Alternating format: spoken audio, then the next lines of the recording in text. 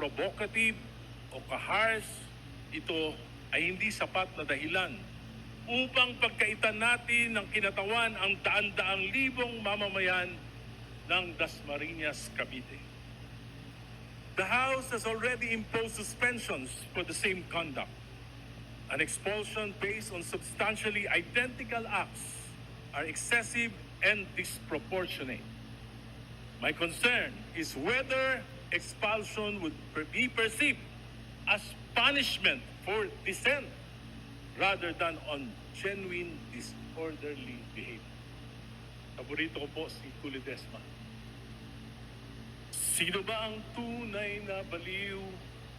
Yung bang isinilang sa pag-iisip ay kapos? O gusto ang isip, ngunit sakim naman na lubos? Ang mga social media posts and speeches ni Kong Kiko Barsaga na bumabatikos sa pamahalaan sa Administrasyong Marcos at iba pang opisyal ng pamahalaan kabilang na ang Kamara at Senado, gaano man ka-provocative o ka-harsh, ito ay hindi sapat na dahilan upang pagkaitan natin ng kinatawan ang daan-daang libong mamamayan ng Dasmariñas, Cavite. The House has already imposed suspensions for the same conduct. An expulsion based on substantially identical acts are excessive and disproportionate. My concern is whether expulsion would be perceived as punishment for dissent rather than on genuine disorderly behavior. A court would likely be reluctant to interfere with the House internal disciplinary powers. However, from a constitutional law perspective, expelling a representative for criticism, harsh language, and controversial social media posts would be difficult to defend as a proportionate exercise of the expulsion power.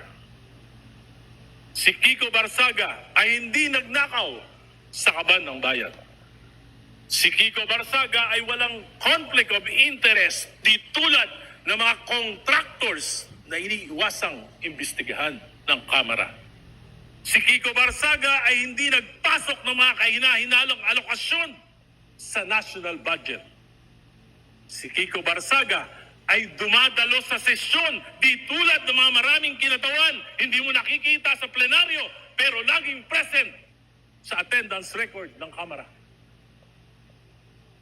This is simply a tyranny of the supermajority to please those in power that were offended by Representative Kiko Barsaga.